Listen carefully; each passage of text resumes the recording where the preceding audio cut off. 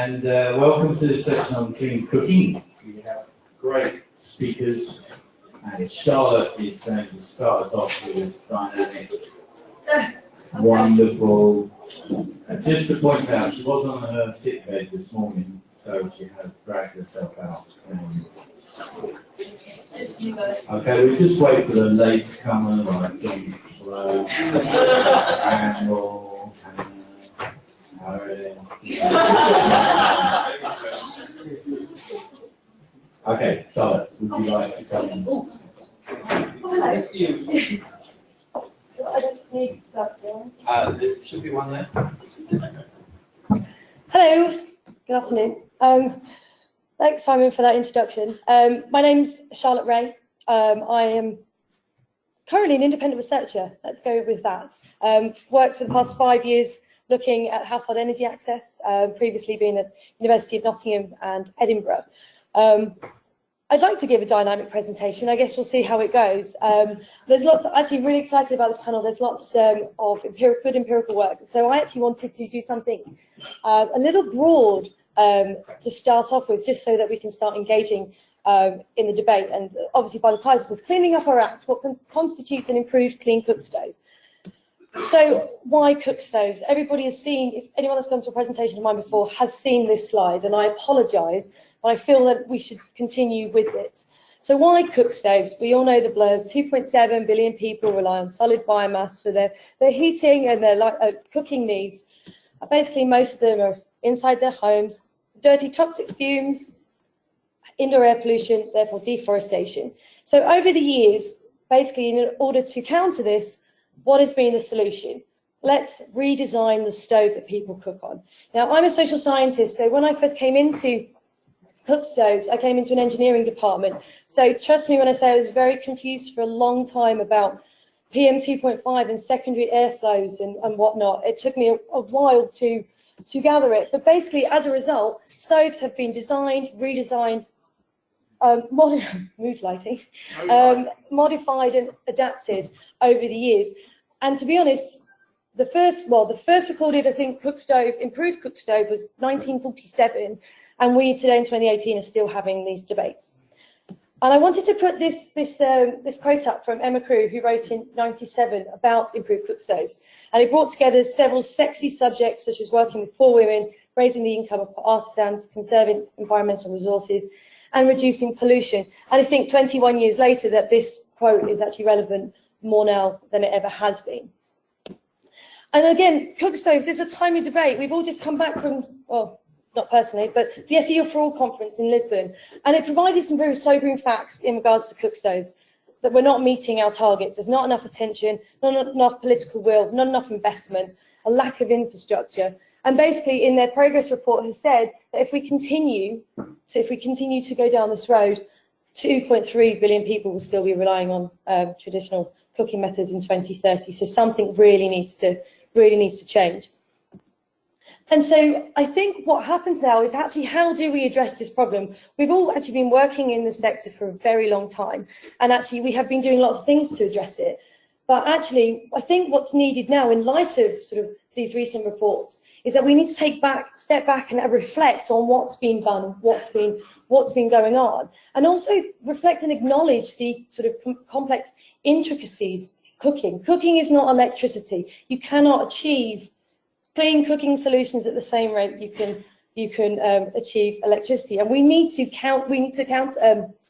oh my goodness, lost my words. We need to acknowledge that. So one way in which me and some colleagues in the last 5 years have been trying to address that is actually, well, what is a clean, improved cook stove? What do we mean when we talk about this?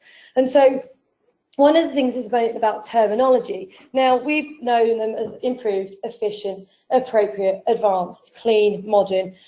All of these terms have been used quite rightly over the past sort of 40-odd years. And this terminology is interchangeable. We use this in our daily language, and we sometimes refer to it as improved, sometimes not. It doesn't, I think for a lot of us, it doesn't really matter. But actually understanding what that terminology means, I think, is very important. And in the past, a lot of that has really been focused on emissions and design and technology. And as a sort of a whole, the term improved, I think, has been adopted by the sector, or had been adopted by the sector, to sort of embody the stove development.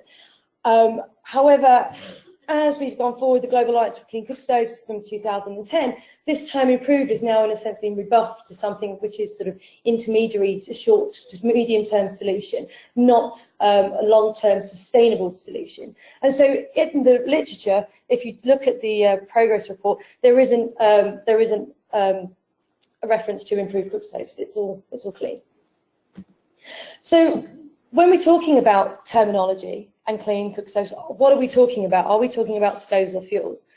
And so until recently, fuels, we'll take fuels to start with, was actually quite sort of obvious that modern or clean fuels are known as non-solid, and they are associated with clean, healthy, efficient cooking practices, and therefore traditional fuels are solid. So actually, as sort of the linear energy ladder model, you start with your solid fuels and you work your way up to your modern clean fuels.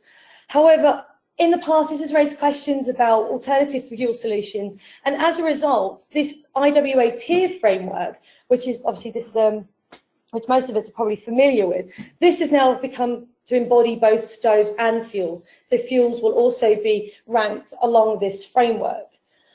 However, this tier framework is still very hardware technocentric. And so that actually causes some issues when we're talking about what actually then is a clean, improved cook stove. And so let's take the technology. I put this photo up. So this is Burn Manufacturing. They produce the Jikokoa stove in Kenya, and they've recently won a new Energy Pioneer Award for being an African cook stove company. First thing is, what's wrong with this picture? They're white men representing Africa, and there is, I think, one woman, just putting it out there. However, they have developed a wonderful product. They have developed a clean cook stove, an aspirational stove. They've done a lot of work over the years and market research to find out what consumers and end users are doing and to adapt their technology to that, and also acknowledging that people aren't going to change their habits and they're still going to be using biomass fuels. But the Jikokoa is a charcoal stove. So then when we're talking about terminology, it's a clean cook stove using a dirty fuel, which is very bizarre to get your head around. And this IWA tiers here is just sort of like, it's 4 for efficiency and 3 for safety, but it only ranks at tier 1 for emissions. And this is from the Global Alliance Clean Catalogue, so this may be updated. I'm not too sure. But in terms of health or environmental benefits stroke impacts, this stove is still not going to achieve them, which I feel is actually quite unfair, because actually it's fully manufactured in Kenya, it's aspirational, celebrities get involved, it's on the telly, people, it's sort of promoted as this stove that you can multitask with, that you can use it along with LPG or other fuels. But so then to say that it's still dirty, I think is actually quite telling. And really what I'm kind of trying to get at here is that clean cook stoves as an intervention just goes to the narrative donors and international agencies are talking about. You know, the agenda right now is clean, tier 3 or higher to achieve these health and environmental impacts. So we're therefore looking predominantly at LPG, solar, electric, other renewables, and obviously presentation today about electric cooking, so great. But what are the trade-offs? Thank you, Friends of the Earth, for this wonderful photo. This is the Niger Delta. There's been massive environmental and human consequences as a result of oil and gas and LPG producing gas. And so I actually think we need to start to tell a story of what are these solutions for cook stoves, and why are we targeting certain communities with them.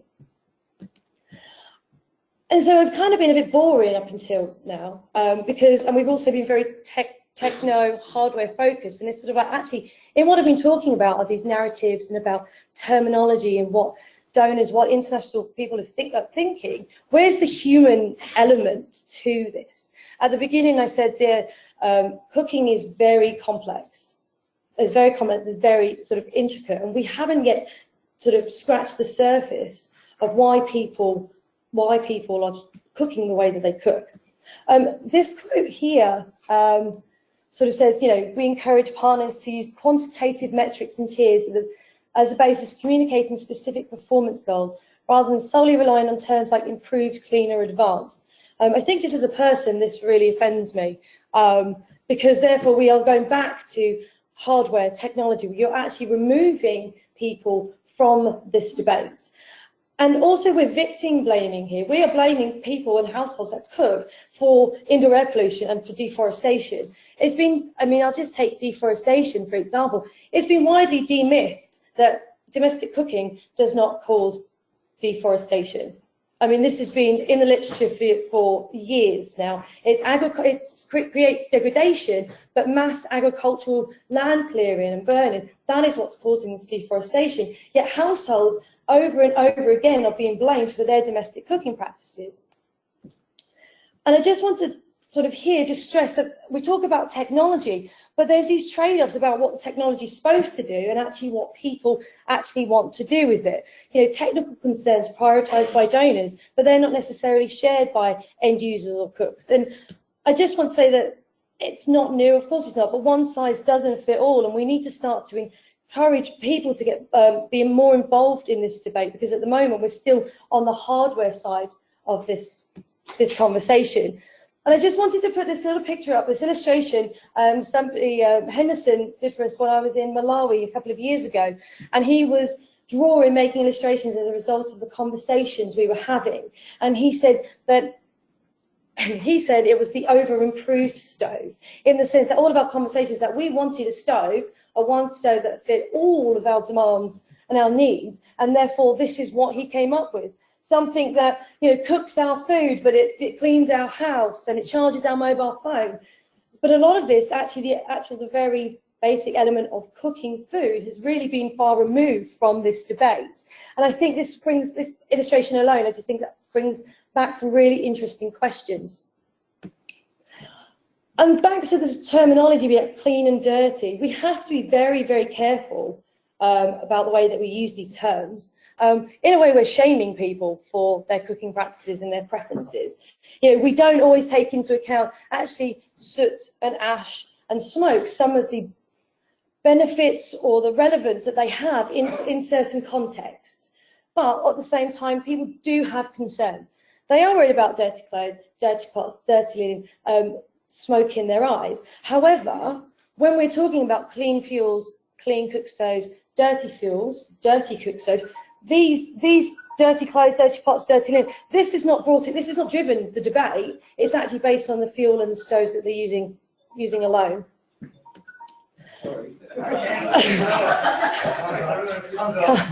Come on, Simon. And just 1 minute, that's fine, I'm nearly done. Really, I think we need to go back to understanding why people cook the way that they cook. We need to learn from the everyday lived experience. We still need to reflect. And this is the only way we're going to achieve long-lasting sustainable solutions. We don't understand the complexities around cooking, socioeconomic, cultural, political, gender. We're not even really talking about them. We acknowledge them, but how deep do we go into those discussions when we're looking into cooking? Not very much. And then one way we've been doing this is doing bake-offs and cook-offs throughout Malawi, Zambia, and Nottingham over the last few years. These guys, GAMOS, Simon and John, have also been doing it as well, which is great to see, and just learning from people's experiences about how they cook and when they cook, why they cook. And just finally, just be wary of assigning labels, because actually we really don't understand the full picture. And this picture is what people said what they value most when choosing a cook stove, and clean hands and clean clothes is definitely one of them, but I don't think we should be referring to them as dirty. And that's me. So,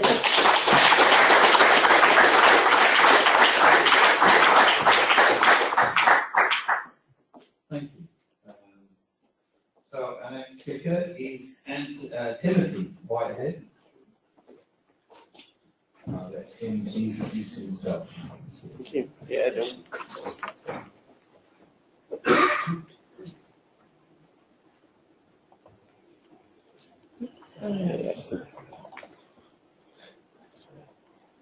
that one. Yeah.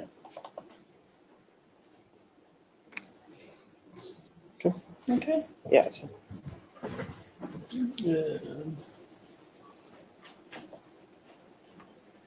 Cool.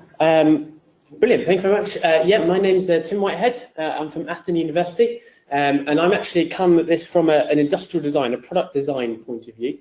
And today I'm going to talk about a user-centered design approach to cook stoves for Mozambique. So maybe taking some of the things that we just heard, actually, but looking at it quite specifically for a specific region. So I'm going to take you on a journey over here to Mozambique, to Maputo, sorry, the capital city. And this is just some initial findings from a field study that I did in May. So I was actually there about 3 weeks ago. So none of this has really been written up or kind of quantified properly, but I'm just going to share with you some initial findings and where we might want to go with this project. And hopefully that will be of interest and we can make some connections from that. Okay, so this actually work builds on the back of kind of energy access and urban poverty, looking at Maputo and Mozambique, conducted by the University of Sheffield. But actually, what they were looking at this energy policy, but what they didn't really focus on was the design of cook stoves, particularly for the urban poor within Maputo. So that's what I'm actually doing, is focusing on the actual physical design, the technical design of this product. And we're funded by the Royal Academy of Engineers Frontiers scheme. So this is the region that we're looking at. So it's the urban poor. So we've got the city centre there, and we can see the region that we're looking at. And the previous study found that basically, although most of the city has access to electricity, to gas, etc., 84% of the households within this area still use these solid fuels, charcoal basically, and a few woods. A small number have a sort of more modern fuels, let's say LPG, etc. But predominantly they don't. So even though this isn't rural, typically when we look at cooking, we kind of look at kind of cook stoves in rural areas. This is in an urban area. And we're partnering with this charity, ASV, can't talk today, who are looking at designing cleaner charcoal cook stoves for this community. And their priority was really prioritising a design that fits with local cooking practices rather than just actually saving fuel or reducing emissions. That was their lower priority. They really wanted to make sure it fitted with people's culture and the way they actually cook. So when I was out there, I was interviewing some cook stove sellers, looking at the manufacturers, and we've got some interesting videos about actually how they manufacture the cook stoves out there. Interviewed a number of families as well within this region.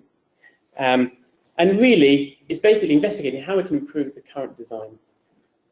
So, to put this into context, the NGO was currently selling the EnviroFit cook stove, and they've been selling this for about 2 years. I'm sure many of you are very familiar with this design.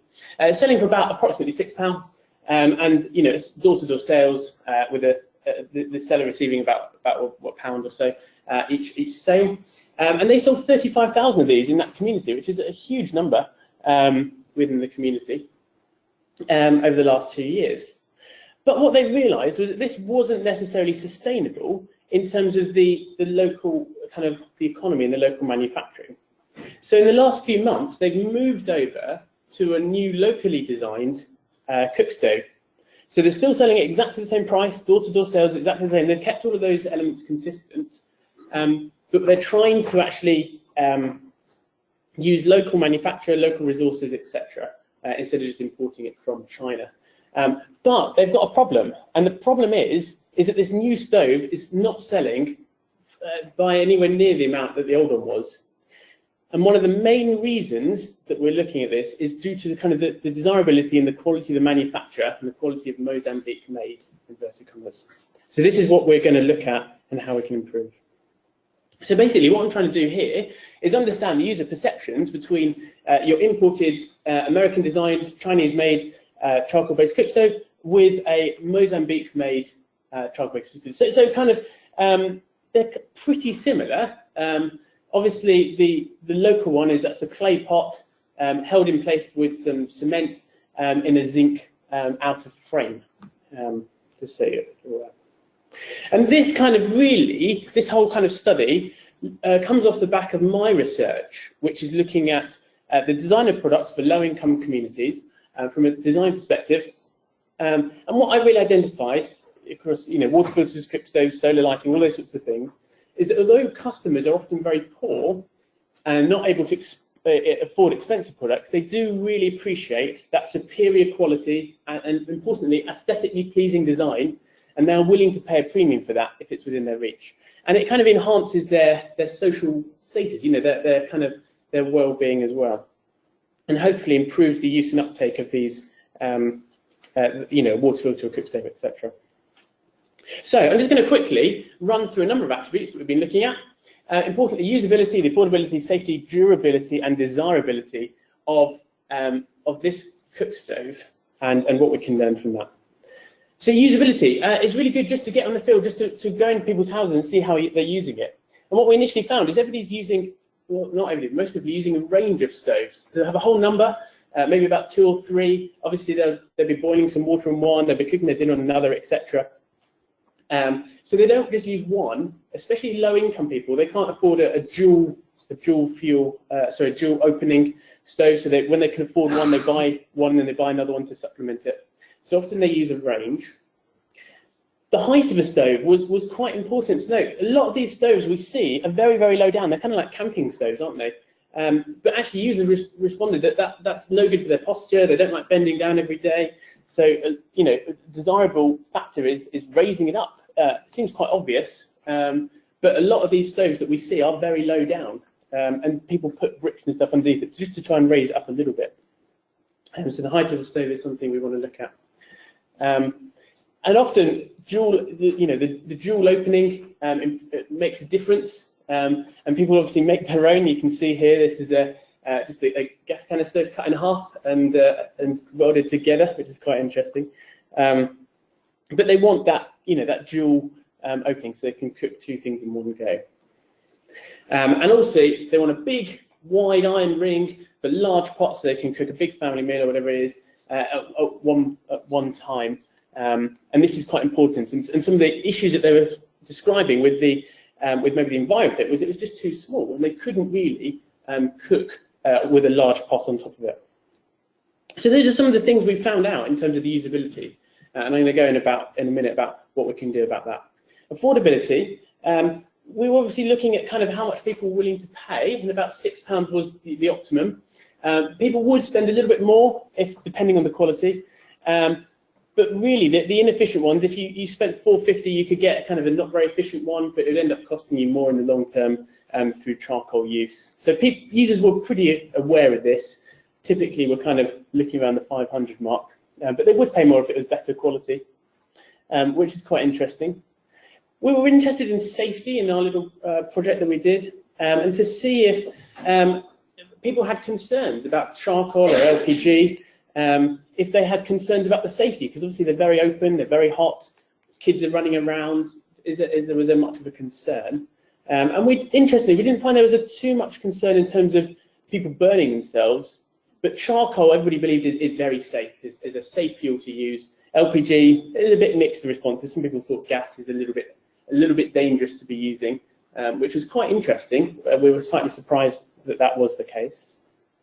But yeah, they weren't really worried about people touching it or picking it up. Interestingly, the EnviroFit's got kind of these rubber or wooden handles, so you can move it around so that doesn't get hot. But again, they weren't actually fussed by that, which is kind of an interesting insight. Durability. Now, this is one of the main things. Looking at the durability, we look at the cook stove new, and we think, oh, that's great. Really nice finish, nice, high quality, and the users really valued that. But after 2 years of use, it doesn't look amazing, does it? This is after 2 years, the EnviroFit stove. They leave it outside, predominantly outside all day, and it's obviously got a heavy wear rate. Here's another picture of another one. But these are still being used. So even though it looks a complete state, and we probably would have thrown it away by now, users are still using it and continuing to use it, normally within their 2 or 3 stoves on the go. So they might have bought a new one by this point, but they'll still be using this one to boil their water or whatever it is alongside. That's fine, perfect.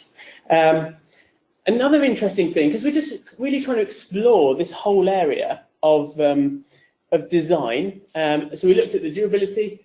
One thing that was interesting was branding. Now, notice this, on the new stoves that they've designed, they put the branding was a sticker, a paper sticker on the side of the stove, which obviously burns away the more you use it. So little things like this, as a designer, to create kind of a really desirable product that people are going to be proud to own, we need to think about even the small little details, you know, everything from how durable the whole product is to actually how durable is your brand logo, your brand identity within that product. That kind of moves nicely into the durability aspect, the desirability aspect. The users love these bright colours compared to the EnviroFit. They thought that was really quite nice, compelling. It's something they would like to show their friends, their family, etc. When they got the new one, it was stood out within their courtyard or in their home. So that was a real positive.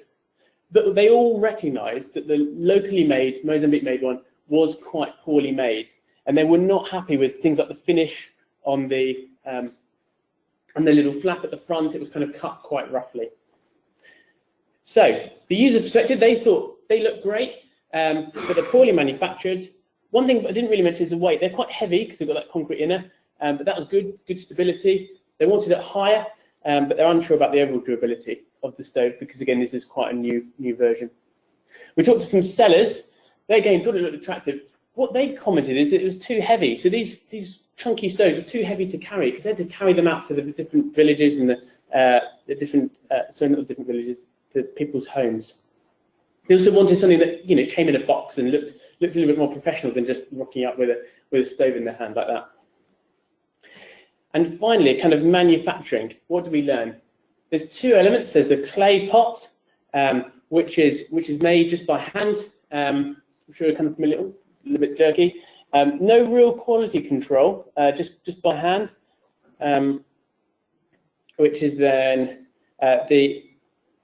is that going to come through? The holes are punched in. 12 holes are punched in. It's fired. Yeah, it's fine. Yeah, is the clay pots, and then the zinc outer roofing zinc is what's being used here. Very small manufacturers, 3 to 4 people, basically in a shed making these. And that video hasn't displayed, but yeah, it's quite a crude manufacturing process. So there's not really very much quality control within this. And then they are assembled just like this. So you can see them, the ceramics being cemented in. So just to conclude, this is kind of a study into the cook stoves. It's looking at the locally made version based on the imported versions. Users liked the idea of the locally made one, but they weren't convinced about the manufacturing quality. We kind of identified a number of desirable factors, a number of things that we could improve from a user's perspective to increase that use and uptake. And the sellers, the charity, were really concerned about the weight because that did impact on their sales. So basically, my next steps this project and what kind of I'm happy to discuss further later is actually how we can improve these stoves. We're looking at introducing some quality control, rigs, fixtures, jigs, etc., to improve those locally manufactured ones, but then move into a co-design process of actually designing an ideal design, creating an ideal design for that community, and hopefully looking at manufacturing it locally. There we go. Cool.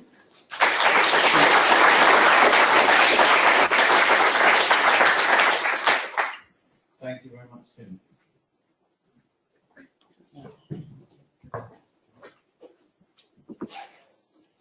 Our next speaker is John Leary from Loughborough University and GAMOS.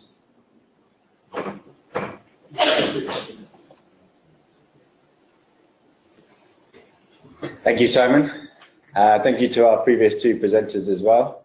I really enjoyed what you had to say, and I think it really resonates with what I'm going to present in the next 15 minutes. So what I would like to share with you is some preliminary findings from 2 projects we've been working on, the low-cost technologies project and the eCook market assessments. I'd like to explain what eCook means, the ethno-engineering approach that we've taken, and why we need to think inside the box. I'd like to present the cooking diaries methodology we've been using as an example of user-focused design, and the key learning points we have from the 4 contexts that we've studied so far. So as Simon mentioned a couple of days ago, then there is an opportunity here to change mindsets. Charlotte said that cooking is not electricity, clean cooking is not electricity. Well, in the future, it could be.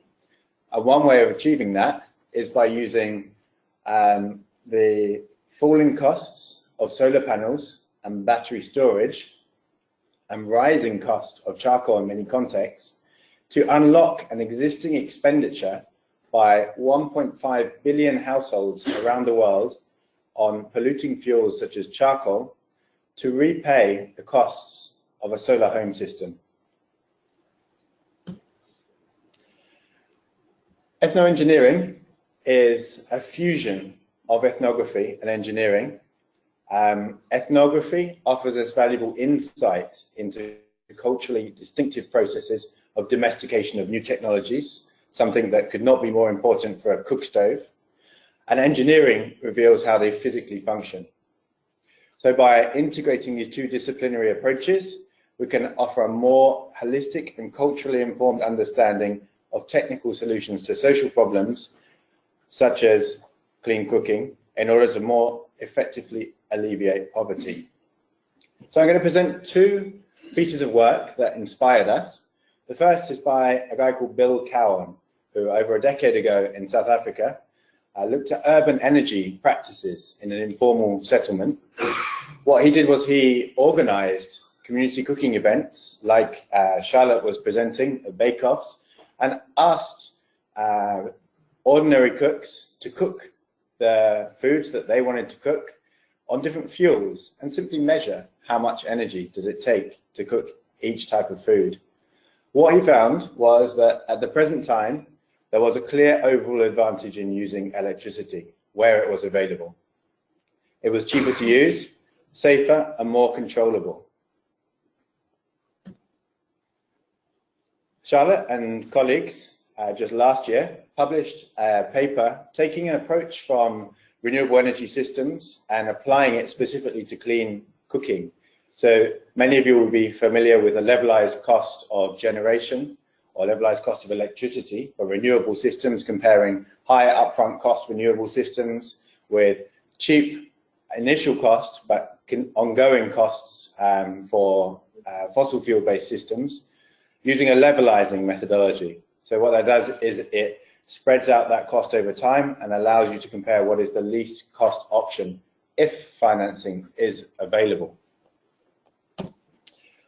So they came out with very different results to Bill Cowan because they looked at a different context. They looked at Leary County in Kenya, and what they found is that the levelized cost of cooking a meal with an improved cook stove on firewood or charcoal is significantly cheaper than not using an improved cook stove. However, any of the modern fuel options, including electricity, were significantly more expensive. So the key variables in their analysis were the unit cost of electricity, which in Leary County is reasonably high, and the efficiency of the electric stove. So you'll see in this column here that actually the electric stove is the most efficient of all of the devices here. However, the unit cost of electricity is quite high, and therefore it pushes it up to be the most expensive solution, or maybe it's slightly less than LPG, joint most expensive. So we carried out a global market assessment recently, trying to find out where we thought cooking on battery electric systems would take off most rapidly. And as part of that, we looked at the charcoal price and the grid electricity price in each country, because it's not just solar that you can charge the batteries with. As we heard in the Under the Grid session, there are many issues with reliability on grid systems, which mean that many grid-connected households don't cook using electricity. So our results are slightly different.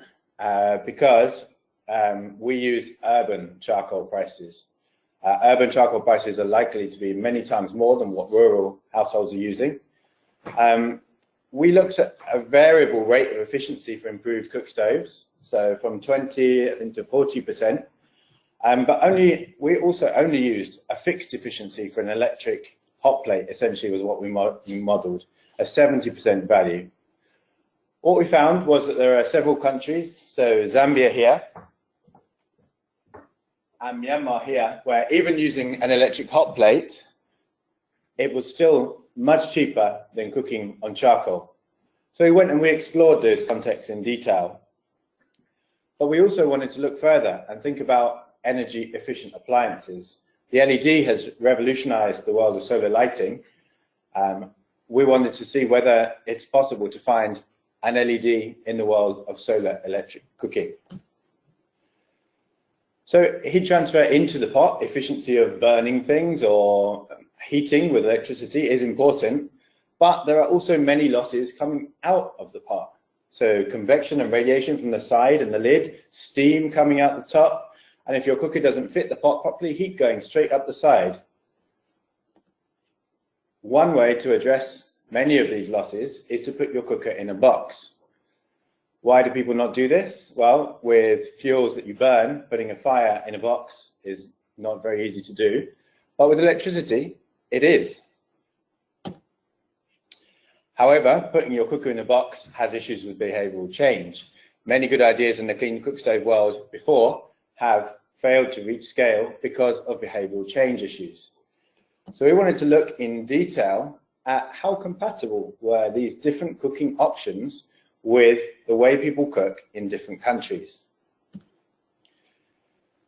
So we designed a cooking diary study, and what I would like to present here, I would like to focus on the first aim, which is to evaluate the trade-offs between energy efficiency and behavioural change. What we did was we asked 20 households in each country to record what they were cooking for 6 weeks. We asked them to spend 2 weeks just recording, using whichever fuels they were and appliances they were cooking with, and then 4 weeks trying to cook all their meals on electrical appliances. We asked them to record what they cooked, how they cooked it, and how much energy they used.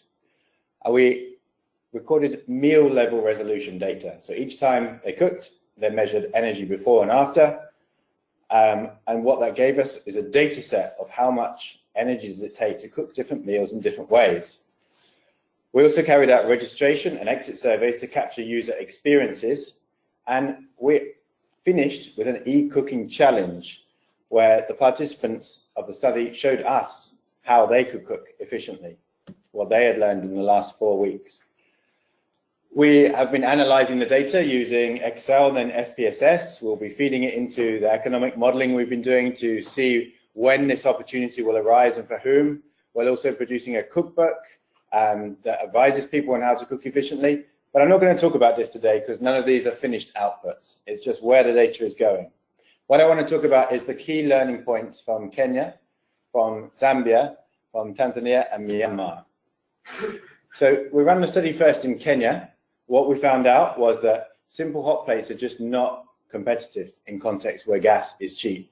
None of our participants were still regularly using the hot plates after the study. And in fact, this is a clip from the manufacturer's website, which markets the cooker that we bought. It says, not a fan of gas or just looking for something in case you run out of gas.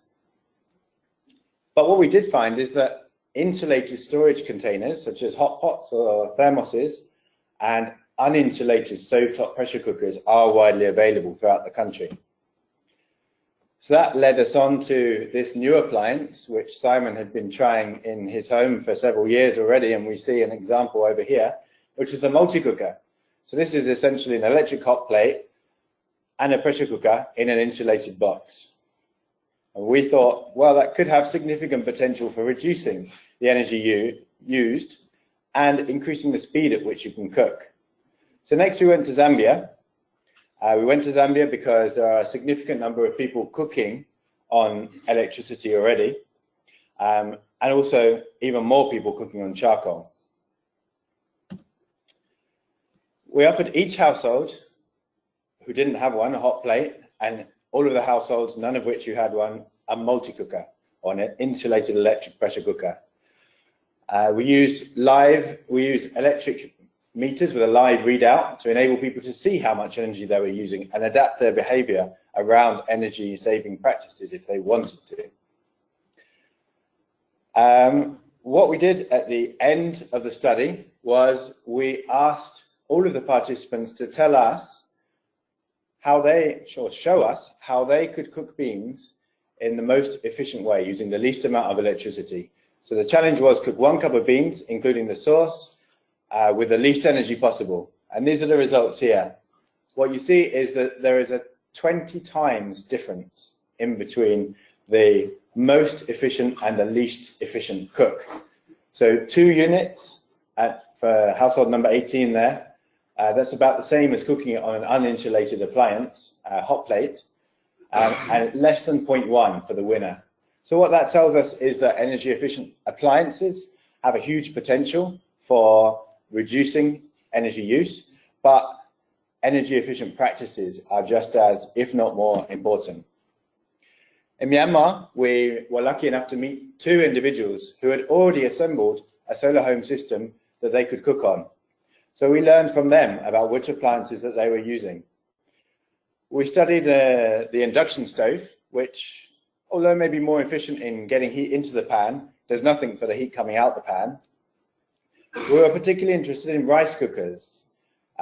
In many Asian countries, rice is the main staple and is cooked with almost every meal. So as you can reduce the demand for that, you're making significant energy savings on a daily basis. What we also found was that DC rice cookers are already being mass produced in China. So you can eliminate the inverter from a system like that.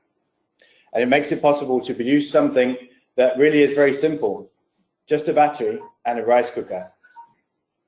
So that's 1 minute. 1 minute. Okay. We also found the thermopot, which is a kettle and a thermos flask joined in one.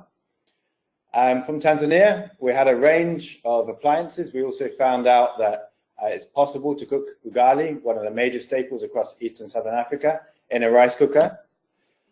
And to summarize, we found the key behavioural change barriers for these different appliances. Yeah, it's got stretched a little bit. For example, for the multi-cooker that we were very interested in, many of them had complicated buttons. But for example, the unit you see down there just has one. You have restricted access to the pot whilst cooking, and you can only use a single pot. However, it does have significant drivers for people who are willing to come over those initial barriers to continue using those appliances, that appliance. For example, you can cook beans in about half the time on this and on the electric insulated pressure cooker, and it also keeps the food warm after cooking. And one thing we didn't think about before was the convenience. So the fact that you can put your food on, just leave it, go away and do something else, come back later and it's cooked and it's kept warm for you. That was something that was really valued by many of the households we saw. So the energy saving potential of the appliances I've plotted here on this very accurate diagram. What we see as the opportunity for multi-cookers is the fact that it's both a useful appliance, you can do many things with it, and it's also energy efficient. So to conclude, I would like to encourage you to think inside the box when thinking about the next step for clean cooking, because the efficiency of heat transfer out of the pot is just as important as the efficiency of heat transfer into it. We believe that the multi-cooker could well be the LED of solar electric cooking, but only when it's combined with energy efficient cooking practices. So of course for eCook, the key learning point is that electrical appliances and training on energy efficient cooking practices are much cheaper than batteries. So going forward, we see this appliance having a key role in the rollout of eCook around the world.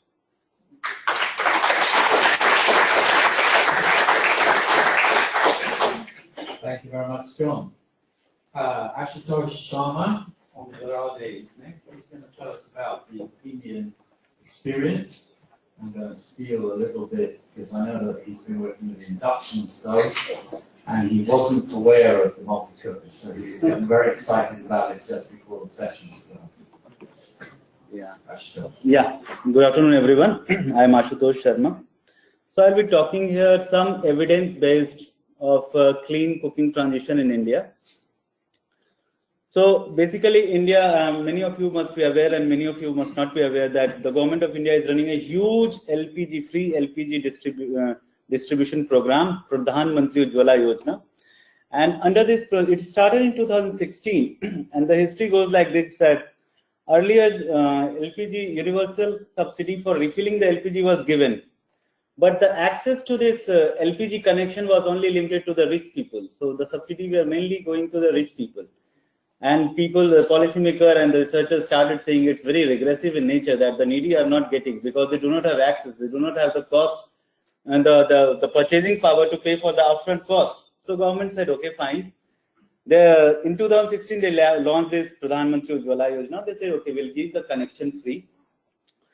We'll give the, and then there are some state government which came forward and said, okay, if the central government is giving the connection free, we'll give the hot plate free to the consumers. And this is mainly given to the below poverty line household on the name of women. So, but before going to this, they did some groundwork. So they launched the direct benefit transfer scheme. Earlier, what was happening, the LPG, there was a dual pricing for domestic LPG in India. So there was one non-subsidized price, which the consumer was paying, and then there was a subsidized price, which was lower than the non-subsidized price. And this was giving an opportunity to many people, including the distributor, to divert these cylinders to for the commercial purpose, because the commercial price of the LPG was higher, and therefore to grab the subsidy which was meant for the domestic consumers. So government said, okay, there will be no dual pricing, we'll give the subsidy directly to the bank account. And they came with this direct benefit transfer for LPG. Then they launched this Give It Up campaign. They said they requested the well-off household that you give up your LPG subsidy, and they developed a mechanism for it, that you just have to click a button on your phone and then you will give up your subsidy. And the government promised that these subsidy which is being given up will be transferred to the rural BPL household. So new connection will be given to the rural BPL household, and this will be going to their account. So happily, nearly 11 million people given up subsidy, LPG subsidy. And finally, in 2016, they launched this Pradhanmantri Ujjwala Yojana. Under this scheme, in the last 2 years, nearly 40 million free LPG connection had been given to the BPL household on the woman name, and the subsidy is going directly to their bank account. Earlier, there was an experiment in India, in the state of Andhra Pradesh, known as Deepam scheme, a similar experiment, LPG subsidy, LPG connection free of cost at a state level intervention, but it failed miserably, and it has been noted by SNAP in their research paper, evaluation paper in 2002. However, PMUI is quite a new initiative. The economy had grown a lot since 1998, and the aspiration is quite high among the women. So there are some evidence which we are going to brought. See, this picture I took. This is not 10 years back. This is just last year picture from my field. So there is a heavy load on the woman head, and that woman in the blue sari is carrying a child at the back. So this is the hardship. You know, they have to trudge a lot to collect the fuel load uphill, downhill, and then finally they have to. So they are doing the 4 process. They are gathering, they are transporting, they are processing, and they are burning. So the entire thing is being done by the woman. Our study took place in Chhattisgarh state, the capital district, that is the Raipur. So we did a stratified random sampling, and we divided the sample into rural and urban category. So we collected 510 samples, 300 from the rural location and 210 from the urban location. So our movement collection of sample was from strata to substrata, village, ward, and then to the household. In our 510 samples, 473 were female respondent and 37 were male respondent. 249 households were not using LPG at all. 164 rural and 85 urban. 158 households were 100% LPG, rural 55, and the split is urban 103. Now these are counts. And mixed fuel, that is stacking, was being done by 103 households, rural 81 and urban 22. So this is our sample collection. These are the surveys which we conducted. We conducted 510 surveys in 17 locations, and we also conducted 12 focus group discussion. You can see on the first pic, and these are the household survey which is going on.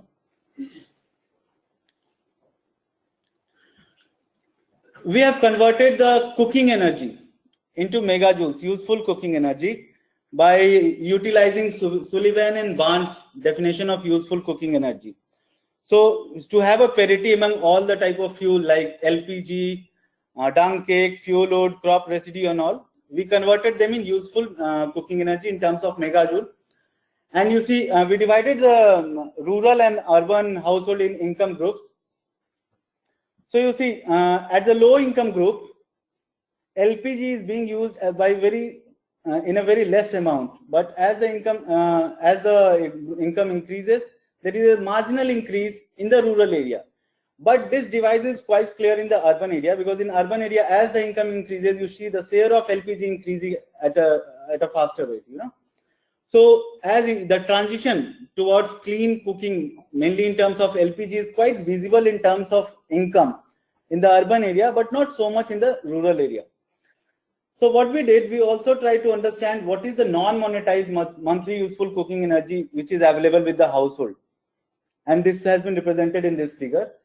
You see, fuel wood is the major non-monetized cooking energy available with the household, which is very less in the urban areas. Very few megajoule is coming for all the income group in the urban area. This non-monetized LPG, non-monetized useful cooking energy is coming free of cost, whereas LPG is coming with a price. And therefore, this is one major reason why even with the changing income level, households are still continuing with the solid fuel, because there is availability of biomass, whether it is collected or available in terms of agriculture waste and residue. So then we move to a model. There is a debate going in the morning, access and all. So we thought, okay, there is acquisition and then there is uses. So how household moves from acquisition to uses, and therefore we applied a Tobit regression model. Why we applied a Tobit regression model? Because our data is censored from below, because many households are using no LPG at all. So we converted LPG use as a percentage of total household monthly cooking energy consumption, and that was our dependent variable. Our independent variable was household income, which has been cited in several earlier research. People have said with income level, people move to cleaner energy. We used female aged 16 and above in the family. And why we use this? Because there is a literature that the burden of fuel collection mainly comes to the female, woman. So we thought whether this variable has any relation with the use of clean LPG or not. And therefore, we took the log of this female family size 16 years and above. Then we took a dummy of female headed household. Then we take highest level of male education in the household, highest level of female education in the household. We took a location dummy, urban 0, 1. So for rural area, we have 0. For urban area, we have 1. We take a LPG delivery doorstep dummy. So whether the LPG is being delivered at the doorstep or not.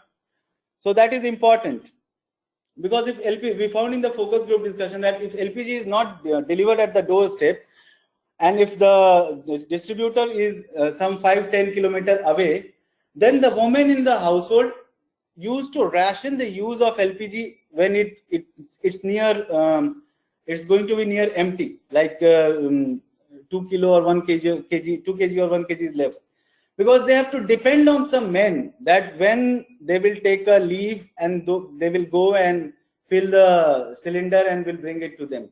So there is a dependency. So in terms of clean LPG, the transportation comes to the men and the cooking remains with the woman. And then there is dependency which generates, right?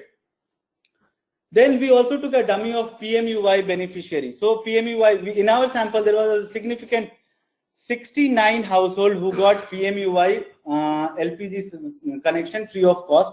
So we used a dummy of PMUY.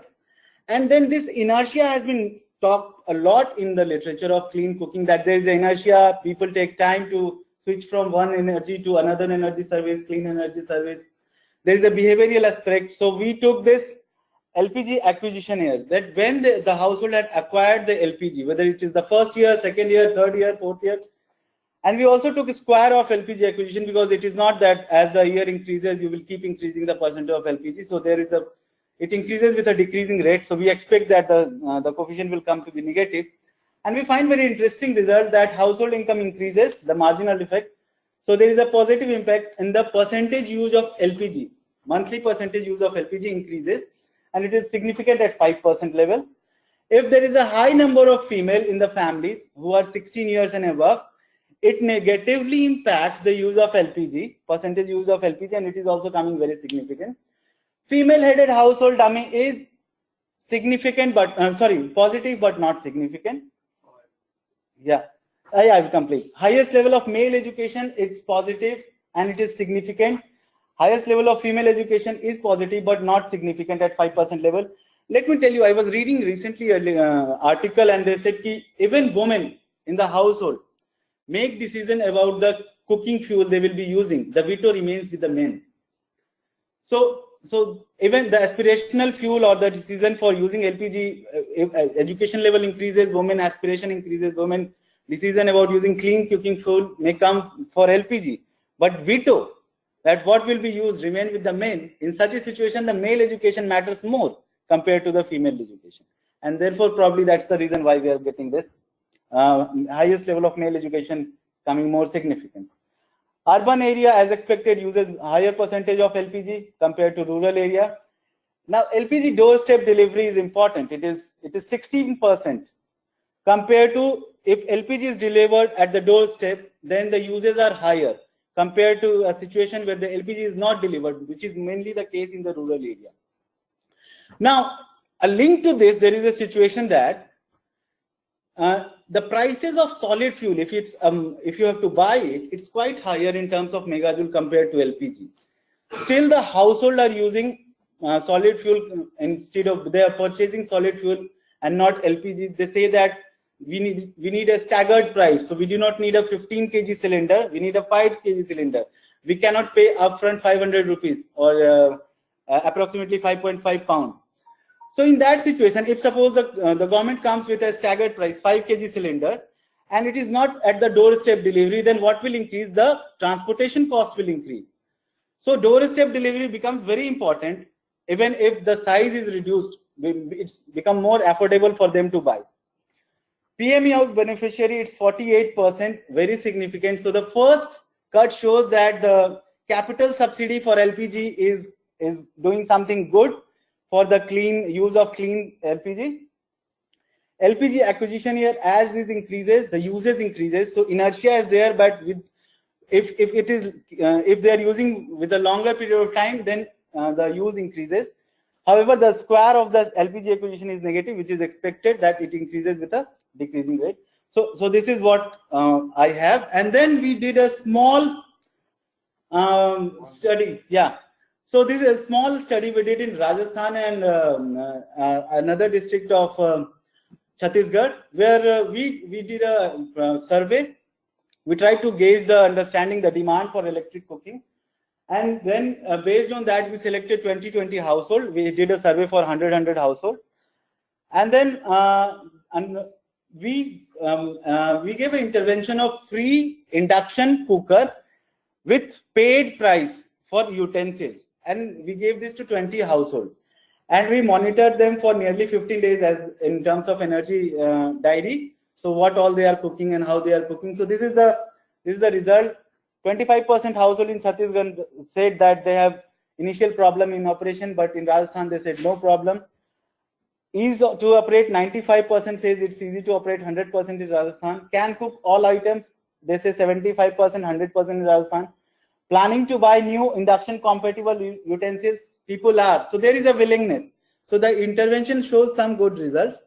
And this shows that we asked whether you will like to promote the use of induction cooker. So yes, the women were very enthusiastic that we will make other people aware about it. And whether you like to become an entrepreneur by selling this. So 10% in Chhattisgarh and 50% in Rajasthan, they said yes. So these are the some preliminary findings. Though it's an initial finding, we need a much larger research in terms of evaluation of PMUY and also in terms of the scope for this electric cooking. But this is what we have right now. Thank you. Thank you.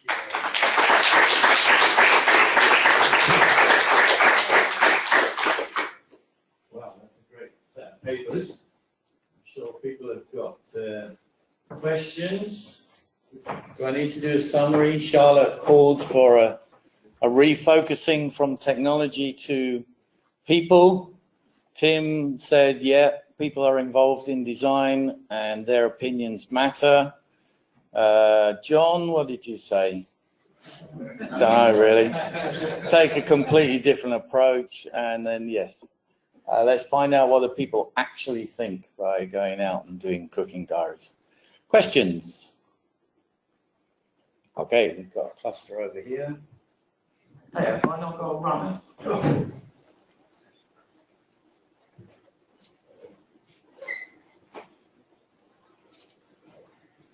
Thank you so much for all of those amazing presentations.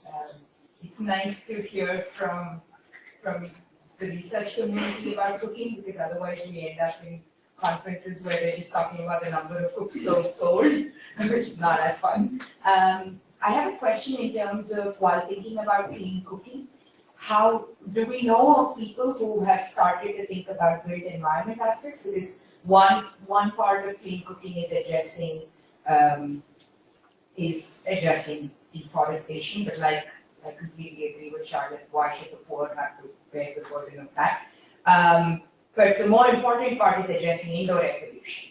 And have we looked at enough examples where we can start to address the clean cooking issue by looking at aspects of ventilation, head height, built environment, and looking at the way houses are built rather than simply trying to deal with the cooks?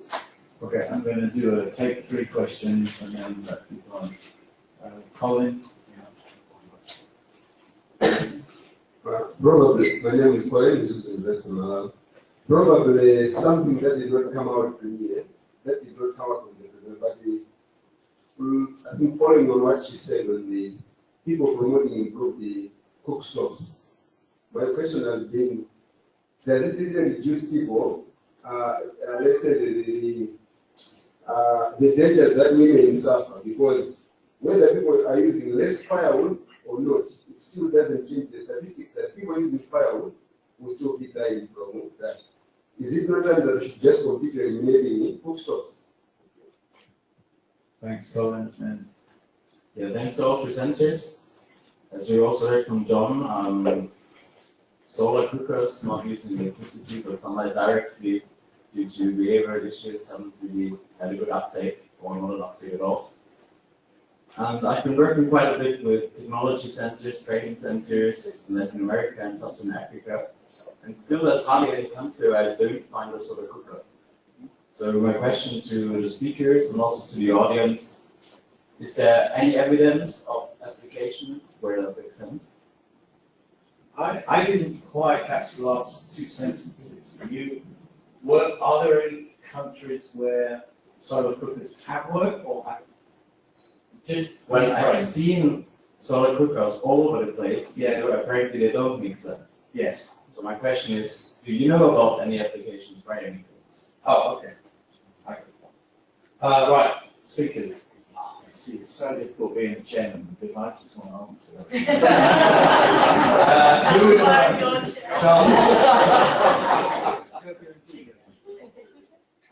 Okay, I guess I'll start. Thank you. Yeah, thank you for the questions. I actually think you bring up very valid points about the built environment, looking at ventilation, building materials that we use for shelters and structures. Things, as John was saying about pots and lids, and actually looking at the other aspects. And they are, I think, used anecdotally, I think.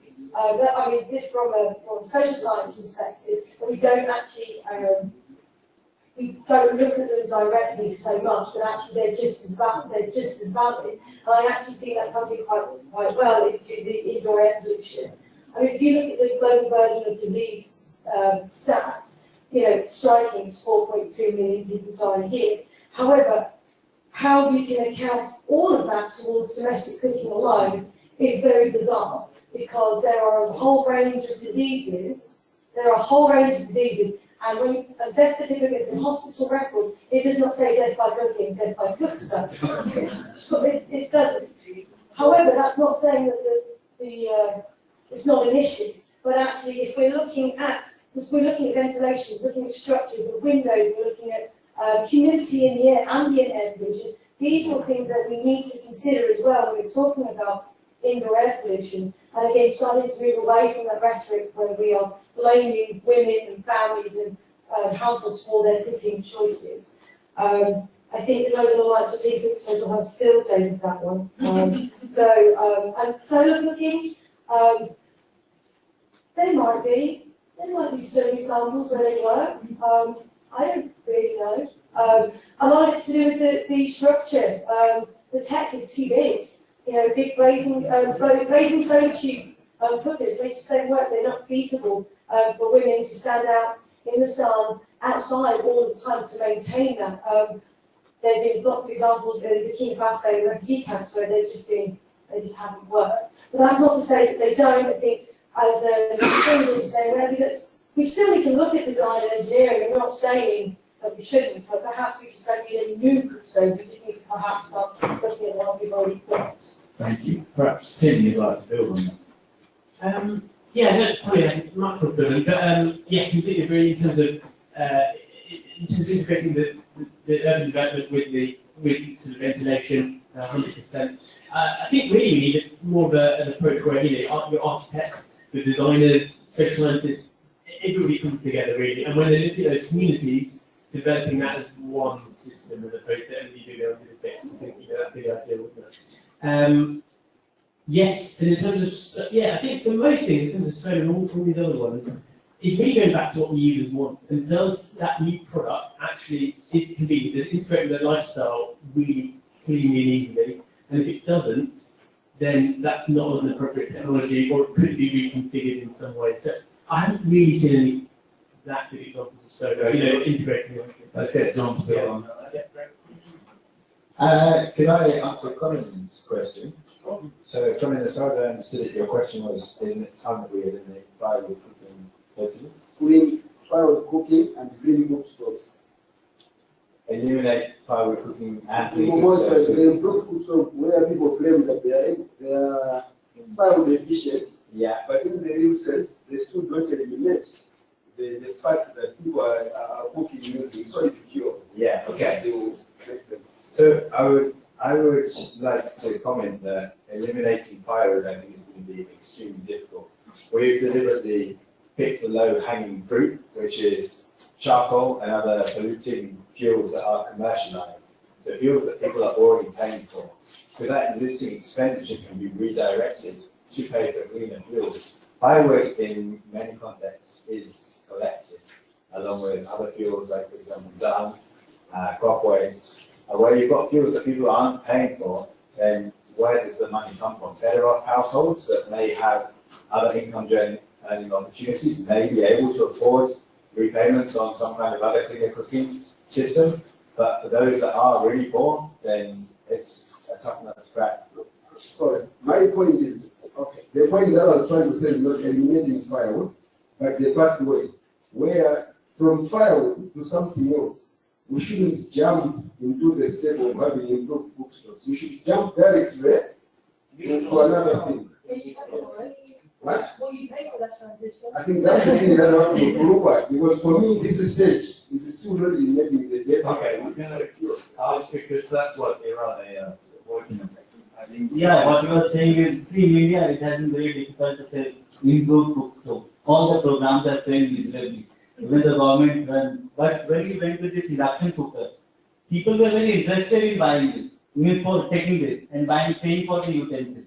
So the leapfrogging transition which you are talking about, I think that's required.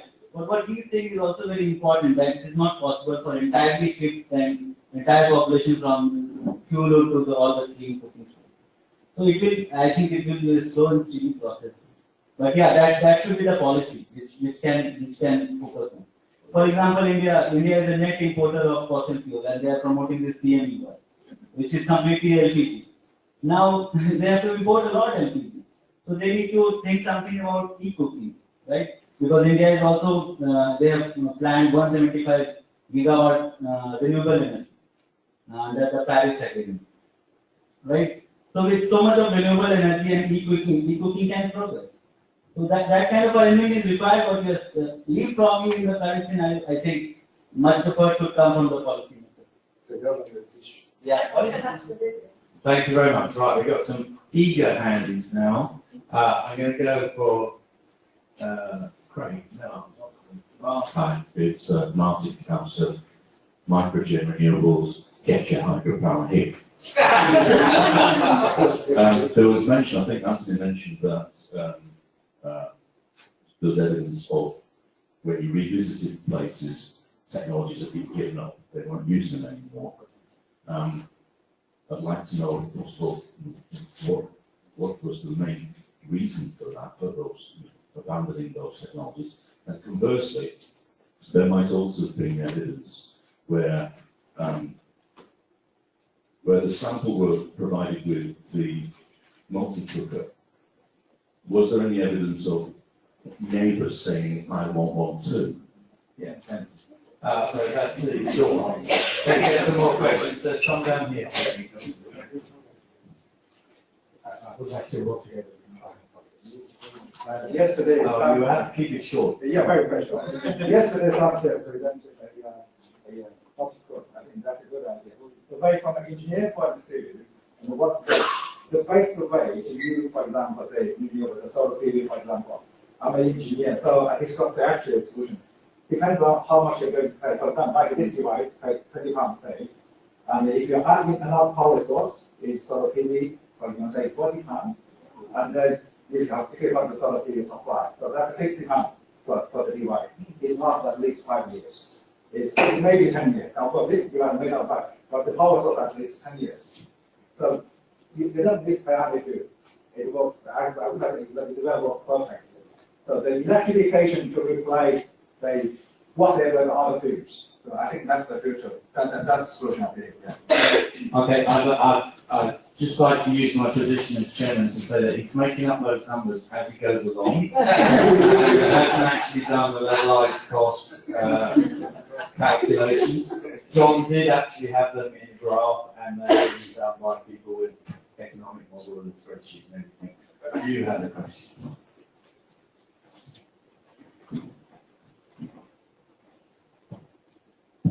Maybe the question for Charles and anyone, all the one that's related. I've done a little research on India cooktop, and I'm interested in the technology that is appropriated to the community, and apparently, so I'm so interested with the engineering approach. The thing is, like, there is a technology developer, a local developer called Mewarangiti.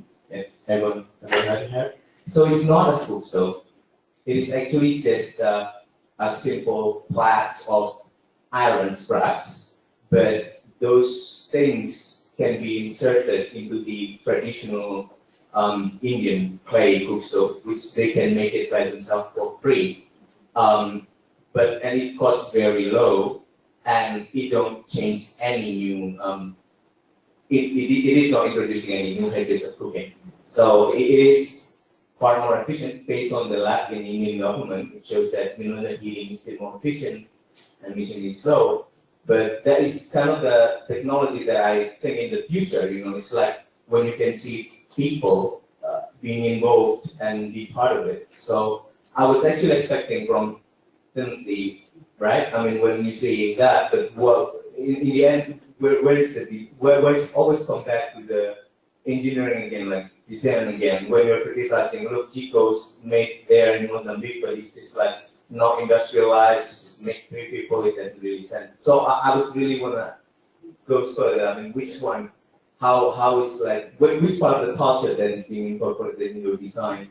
What is it actually people expected? Is it related with the day-to-day activities? Is it related with, simmering milk or any making safaris and stuff like that. That would be kind of. Thank you. And I'll take one more question because Just a quick question. Clearly, a lot of this is about heat loss and minimizing heat loss. Is microwave cooking completely off the radar? no. And so I'm going to Charlotte.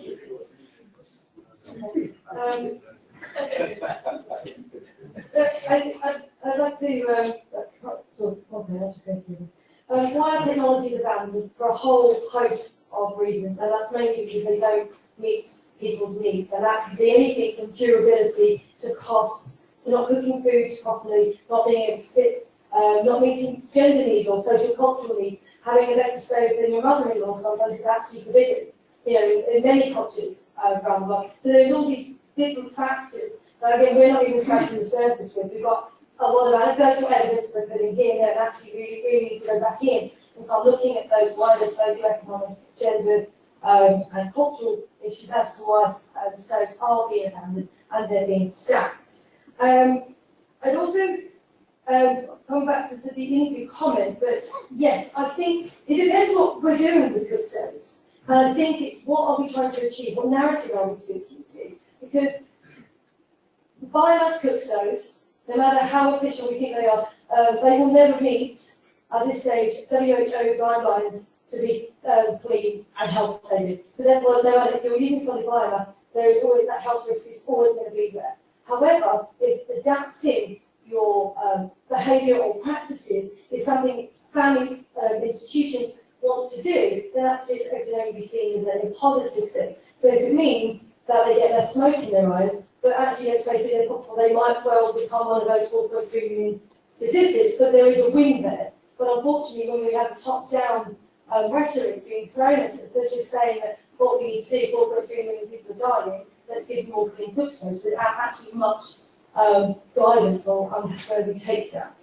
And also, in terms of microwaves and e-cooking, I think it's just talking about how that fits in with existing stove and fuel stacking practices, which is clear because it's not a one-size-fits-all. We all use multiple technologies and multiple fuels, so we shouldn't go into the clean cooking sector saying that people should just use one thing.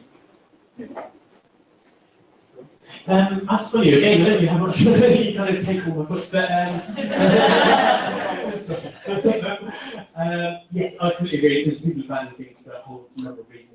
Yeah, durability, but mainly does it fit into their lifestyle? Is it something easy to adopt? And if it's not, then you're going to abandon it. I'm relatively new to cooking and cook stove, but I've done a lot of work in water filtration, and that was definitely the fact that if you had a really desirable looking water filter that people were proud to have in their living room, they'd tell their friends about it, and they'd use it. My research said 40% more than one that didn't look any good, you know. And some of my users said, well, that one looks like it should go in the chicken house, and this one is in my house, you know. So it's that sort of thing. So I think that applies to basically all these sort of products that we deliver to low income settings, whether it's cooking, water, solar light, whatever it is. Is it desirable? Is it aspirational? Do you want to tell your friends about it? Is it like a new iPhone? You want to tell them about it, you want to show them all the new features, and then they'll go and find all as well, and they'll use it more regularly. So I think that's really key. Thank you, John. Thank you. So first of all, the multi-cooker, when you were asking what are any cases where neighbours were asking about whether they could use a multi-cooker too. Yes, absolutely. So in Tanzania, for example, we gave our participants free choice from a range of 7 appliances. Actually, the microwave wasn't one of those, but most of the other ones you saw on the graph. And 10 households chose a multi-cooker. And even by the time we got around to buying a multi-cookers in those households, many of the other households had already changed their mind and decided they wanted a multi-cooker. We actually had to go back to the shop and buy some more. Does that have anything to do with the fact that it annoys the grumpy the mother-in-law?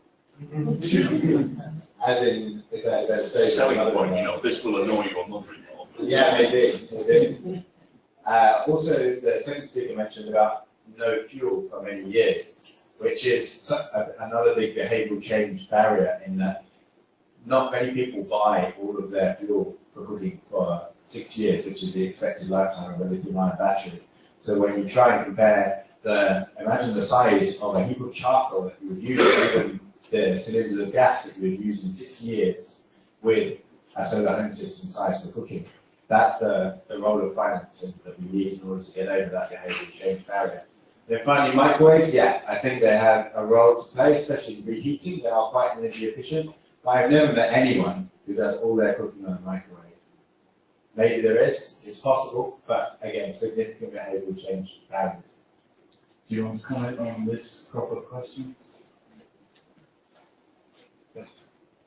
See, the problem about this thing, I nearly last 6 years I am in the field, and frankly speaking, I have never seen an improved cook stove in any of the households where I have visited. The reason is that what improved cook stove does, that there is efficiency in terms of energy and there is low emission, but the question is whether the household really care for that. With with non-monetized available biomass, they do not care about that. And there are literature available in terms of India itself that says that women understand the health effect, but they are not willing to pay for improved health. For example, they are not willing to pay for improved cook stove, which can improve their health, less emission. And a classic example is why Ujjwala stove, which was a pellet-based stove introduced in Maharashtra, failed. So as it was a pellet-based stove, they were sourcing the raw material from local market and making pellets out of it. But as the stove selling increased, the pellet demand increased, the prices of raw material increased, and the pellet price became expensive than the LP. So these are all problems. Yeah, thank you. Okay, we'll have one more round of questions. Okay, 1, 2, 3, 4. Right, that's locked in. Locked in, you can't do anything more now. 8. I think one of the interesting things is that cooking is always tacked on as a separate subject in these gatherings. And I think one of the interesting things is that we've done that again, even though it's something we've tried to kind of think about the connections between all the things we've been looking at. So I wondered actually, with particularly John, but maybe some others might want to reflect on this as well, if e-cook, using electricity for cooking, is a potential reality, what does it have to say about the issues we've been looking at about the financial viability of mini-grids and nanogrids, for example? Because this is another source of income that people are already giving out in terms of a replacement income. And also things to do with finance. Actually, what we're looking for here is financing it's more akin to financing mini-grids and the provision of a service, which is what we've just been talking about, rather than a kind of 2 or 3 year form of financing for buying a particular stove or banking. So, I'd like to maybe pick up on that question a little bit. I was wondering about the same sort of topic. I'm struck by the focus on technology, the focus on understanding the customer in most of the discussion this afternoon. But to me, the big question is price. And how do you make cook stoves really super affordable for people? I mean, we need to be mindful that utilities, certainly across Africa, lose money on every customer they serve because they're subsidized using tax. So why should our expectations for mini-grid or off-grid customers really be any different to that? And if so, if there's an argument for public and private funding to be combined to deliver energy access, especially for clean cooking, which is woefully behind all the other areas of energy access, my question to the speakers is, what forms of subsidy do you think are appropriate, and how are we going to get the aid system, the aid architecture, to stump up the enormous amount of public funding which is needed to leverage the private capital and actually get the sector properly funded? Thank you. John, your question? Yeah, kind of to build on what Ed was saying, there's a little bit of historical context to it, because some of you may not know that clean cook stoves and food cook stoves have been invented and reinvented pretty much since the Second World War. And the first wave that picked up in the 50s and 60s was based on the idea of deforestation, people invented cook stove, the forests were going to disappear, and then things like household air pollution came along, women's drudgery, and stoves had reinvented themselves time and time again with different rationales over a prolonged period of time. The first wave of cook stoves collapsed by about the mid-90s, and at that point, I read one article. Have you got a question? Because this is all that Charlotte already told us. 1947. Yes, go on. Problematizing. Sorry, Sean. So the interesting thing, as interesting as the problem with the group study, why have we problematized by so many white men over so many years, over and over again, when each time each iteration keeps failing and failing to form the rational behind it? So Fantastic. That's the question. Great. Pass it across the crowd, please. Along the line. Thank you. I'm hurrying because we've got 4 minutes. Okay, I really enjoyed all those presentations. And my question is, John, can you give your presentation again?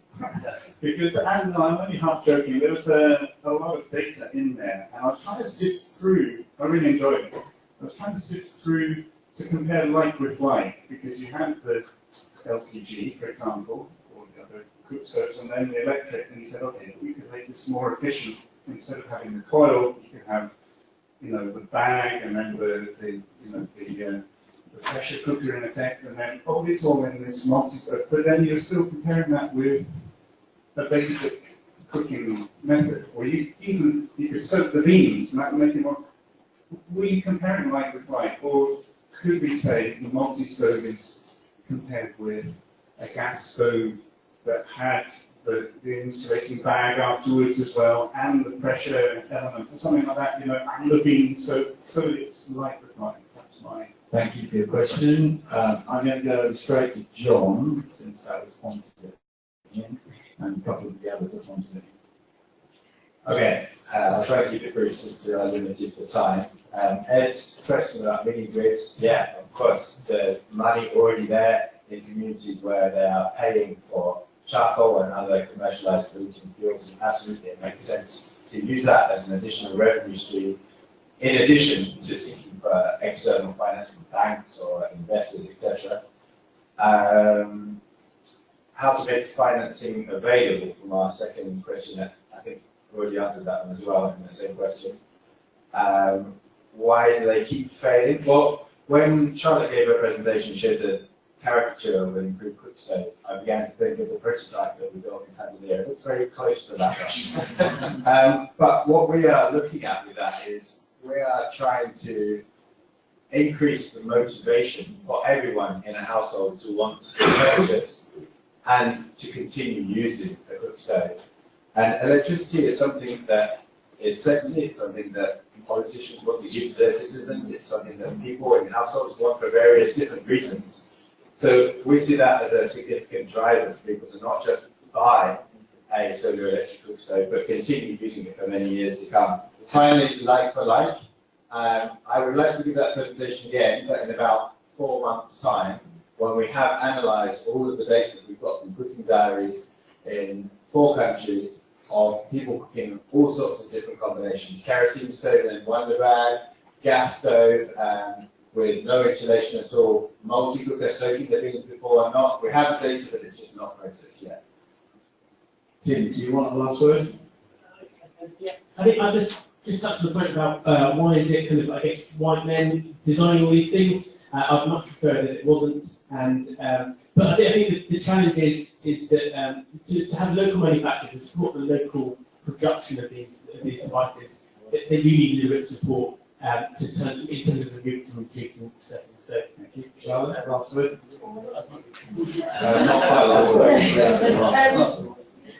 I guess in terms of edge, the white cooking stoves are sort of isolated, and that's because it's convenient.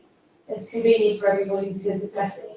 And people don't want to look at all this messiness. A lot of people want to look at graphs and numbers and quant statistics to say things are working and this is the transition, this is how it's going to be in 20, 30 years' time. But then when you add the complexities of cooking into those metrics, it becomes mindful. Nobody wants to deal with that. So we put it off into a corner and say, oh, we can look at it very separately. And that's very much true why stoves are still being problematized. Because they can. Because actually a lot of people see it as a quick fix. Because if something's not working, oh, we'll just redesign or remodify a new cook stove, and that will solve the problem from their old cook stove. And then obviously you're now just 40 years later still in this vicious cycle. Thank you. You want to answer? You're okay. In which case, as the chairman, I'm going to abuse my position. Afghanistan because it's a baking culture, and therefore the simple box with two things. So it comes back to how do people cook. There are actually also millions of the concave ones, heating kettles in China, but it's a very specific use. It's the finance and the leapfrog, okay? What we're suggesting is that this e-cook thing is a new opportunity. 1947, it wasn't there. We didn't have solar PV panels, the electricity wasn't rolled out. It's based on a new opportunity which may leapfrog things, and yes, Colin, we can then jump through, but it will never get rid of. The people living next to the forest will always be cooking some, even if they adopt a solar e-cooker, the relatives will come around on Sunday and there'll be 30 people and they'll just get out their wood stoves and charcoal and whatever. And interestingly, the WHO stuff on this air pollution and how the people die from air pollution, it says the average exposure per 24 hours, but I have yet to find, and if anybody in the room knows it, please tell me, how many times a year you have to be exposed to that exposure for it to kill you. You know, so all the assumptions are that you get an average particulates per year. There are 12-volt microwaves on the market, but microwave is a huge behavioural change, whereas I think what we found is that the multi-cooker is less of a behavioural change. And we started with the theory about behavioural change. We said hot plates, because we thought hot charcoal, hot plates, people will be able to make the link easily.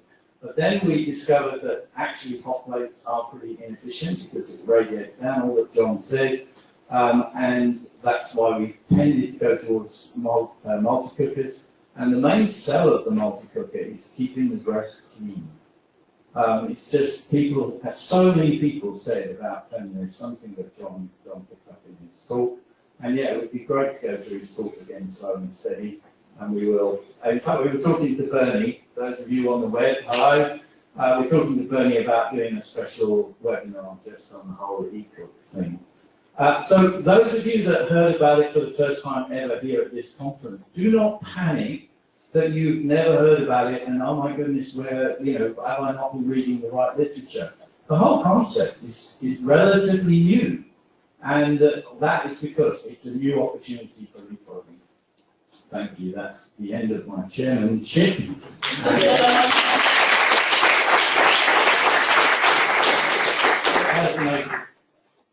Just thank you once again to all the speakers there for sharing on that session. We have reached that point where we only have one more session. Congratulations, you are the ones that have kept at it all through these 3 days. I think it's been a fantastic opportunity for lots of different types of people to meet each other. Please bear with us. We really want your inputs into the final session. So it's coffee time now. The next and final session will be in the Turing room, so if we can make sure that we're in there for 4 o'clock. Take a 20-minute break now, 4 o'clock. Thank you very much.